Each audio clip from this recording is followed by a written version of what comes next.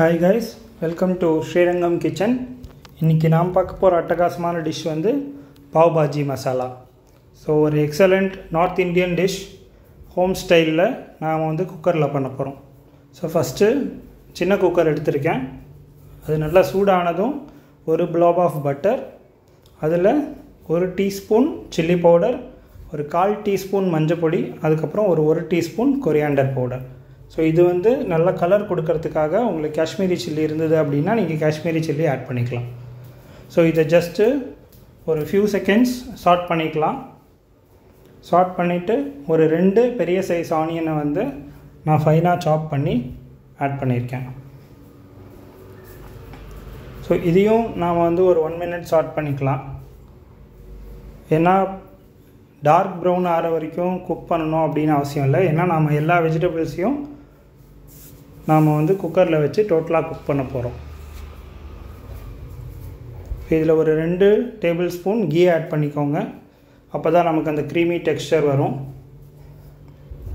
So onion நல்லா saute பண்ணதும் இதில் ஒரு tablespoon ginger garlic paste. So இதுவும் பச்சை வாசனை போகிற வரைக்கும் நாம் ஒரு 1 மினிட் சாட் பண்ணிக்கலாம். ஸோ பச்சை வாசனை போனதும் எல்லா வெஜ்ஜீஸை ஆட் பண்ணிக்கலாம். ஸோ மெயினாக டொமேட்டோஸ் 2 பெரிய ஆனியன் கட் பண்ணி ஆட் பண்ணியிருக்கேன். அதுக்கப்புறம் ஒரு கேப்சிகம், 1 கப்பு க்ரீன் பீஸ், அதுக்கப்புறம் 2 உருளைக்கிழங்கு தோல் சீவி ரேண்டமாக கட் பண்ணி ஆட் பண்ணியிருக்கேன். ஸோ மேஜராக இந்த ஒரு 5 வெஜிடபிள்ஸ் வந்து பாவ் பாஜி மசாலாவுக்கு யூஸ் பண்ணுவாங்க. ஸோ நீங்கள் வேணும் அப்படின்னா காலிஃப்ளவர் ஆட் பண்ணிக்கலாம். ஸோ நம்மளோட சாய்ஸ். ஸோ எல்லா வெஜிடபிள்ஸையும் சாட் பண்ணிவிட்டு இதில் ஒரு 2 tablespoon pav bhaji masala. So நார்மலாக கடையில் கிடைக்கிற பாவ் பாஜி மசாலா, அதை தவிர நாம் எந்த மசாலாவும் நாம் வந்து ஆட் பண்ண மாட்டோம். ஸோ இதையும் நல்லா சாட் பண்ணிக்கலாம். இதுக்கு தேவையான உப்பு, அதுக்கப்புறம் ஒரு 2 கிளாஸ் தண்ணி. ஸோ எல்லாத்தையும் நாம் சேர்ந்து குக் பண்ண போகிறோம். ஸோ தண்ணி ஆட் பண்ணதும் நாம் ஒரு தடவை நல்லா மிக்ஸ் பண்ணிவிட்டு குக்கர் வச்சு மூடி வச்சிடலாம்.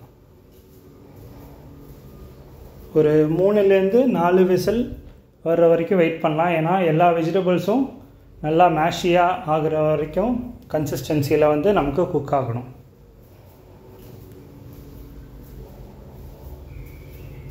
ஸோ குக்கர் நல்லா கூலானதும் ஓப்பன் பண்ணிக்கோங்க. உங்களால் டைரெக்டாக குக்கர்லேயே மேஷ் பண்ண முடியாது அப்படின்னா நாம் வந்து டோட்டலாக கூல் ஆகிற வரைக்கும் நான் வந்து வெயிட் பண்ணலாம். ஸோ நான் டைரெக்டாக குக்கரை ஓப்பன் பண்ணதுக்கப்புறம் நான் வந்து இது மாதிரி ஒரு மேஷர் வச்சு இது பண்ணிகிட்ருக்கேன். ஒரு பேஸ்ட் கன்சிஸ்டன்சியில் எல்லா வெஜிடபிள்ஸையும் நல்லா மேஷ் பண்ணி எடுத்துக்கலாம். ஸோ கையில் ஆவி அடிக்கும். உங்களால் முடியாது அப்படின்னா நீங்கள் நல்லா கூல் டவுன் ஆனதும் நல்லா இந்த மாதிரி மேஷ் பண்ணி பேஸ்ட் மாதிரி எடுத்துக்கோங்க. திரும்பியும் குக்கரில் வச்சு லைட்டாக ஹீட் பண்ணிவிட்டு தேவையான அளவு வாட்டர் ஆட் பண்ணிக்கோங்க கன்சிஸ்டன்சிக்காக, மசாலா கன்சிஸ்டன்சி. அதோட ஒரு கை கொத்தமல்லி, ஒரு கை வெந்தயக்கீரை, ட்ரை வெந்தயக்கீரை, கசூரி மேத்தி, அதோட ஒரு 1 டீஸ்பூன் பாவ் பாஜி மசாலா, அதுக்கப்புறம் ஒரு 1/2 லெமன். ஸோ ஒரு லெமன் தூக்கலாக வேணும்னா ஒரு மூடி கூட நாம் வந்து புழிஞ்சிக்கலாம். ஸோ இதை நல்லா மிக்ஸ் பண்ணிவிட்டு சர்வ் பண்ணிட்டோம் அப்படின்னா ஒரு அட்டகாசமான பாவ் பாஜி மசாலா ரெடி. ஸோ நார்மலாக ப்ரெட்டோடு சாப்பிட்லாம், ஈவன் தோசையோட கூட நல்லாயிருக்கும். So home style pav bhaji masala from Srirangam kitchen try பண்ணி பாருங்கள், என்ஜாய் பண்ணுங்கள். தேங்க்ஸ் ஃபார் வாட்சிங்.